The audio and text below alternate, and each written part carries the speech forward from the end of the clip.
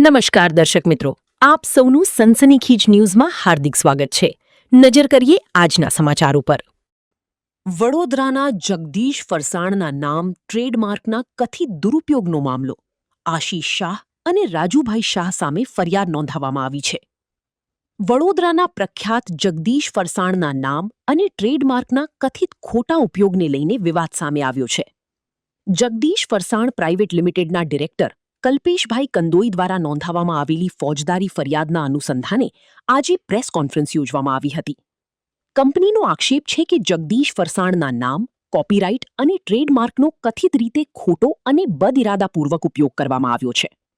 આ મામલે આશીષ શાહ અને રાજુભાઈ શાહ સામે ફરિયાદ નોંધાવવામાં આવી હોવાનું જણાવાયું છે. વડોદરાની ઓળખ અને વિશ્વભરમાં પોતાની આગવી ઓળખ ધરાવતું નામ એટલે જગદીશ ફરસાણ. વર્ષ 1937થી શરૂ થયેલું જગદીશ ફરસાણ તેના લીલા ચીવડા અને ભાખરવડી સહિતની ફરસાણની વિવિધ વાનગીઓ માટે વડોદરા સહિત દેશ-વિદેશમાં જાણીતું છે. પરંતુ હવે આ જ પ્રખ્યાત નામના કથિત ખોટા ઉપયોગને લઈને વિવાદ સામે આવ્યો છે.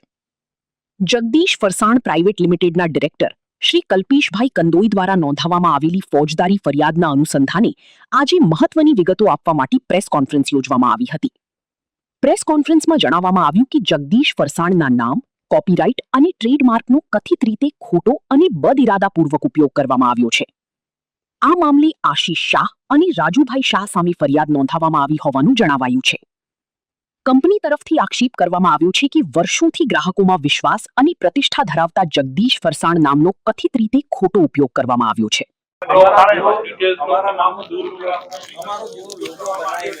અને જાણે જનમહેલ પેલેસ નવા નંબર 3 અને 4 માલ દ્વારા ચાલી રહી છે એ લીડિંગ 1938 ફ્રેન્ચાઇઝી અમારા જ પરિવારના વ્યક્તિઓ હોય એને કોઈ અમારા દર્શાવવા પછી પરિવારના આ બધું સલીમભાઈ એ ભારત રાખજો લો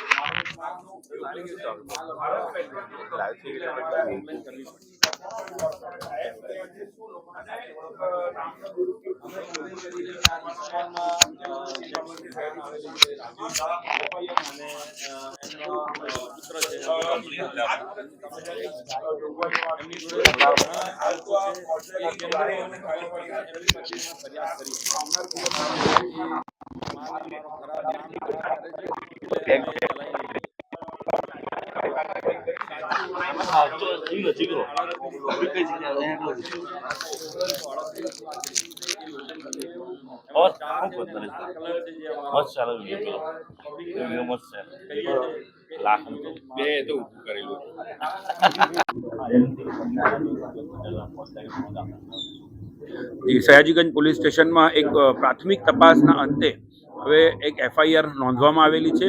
જે એફઆઈઆરમાં સ્પષ્ટ રીતે જગદીશ ફરસાણ જે પ્રાઇવેટ લિમિટેડ કંપની છે એની વેબસાઇટ પરથી jagdish-farsan.com નામની એક વેબસાઇટ ઊભી કરવામાં આવી અને એ વેબસાઇટ ઉપર જે પ્રકારે સાહિત્યનો ઉપયોગ કરીને લોકોને છેતરવાનો, કોર્પોરેટ હાઉસીસને છેતરવાનું એક જે ગુનાહિત કૃત્ય કર્યું છે એ બાબતે હાલ છેતરપિંડી અને કોપીરાઇટ એક્ટ હેઠળનો ગુનો નોંધવામાં આવેલો છે.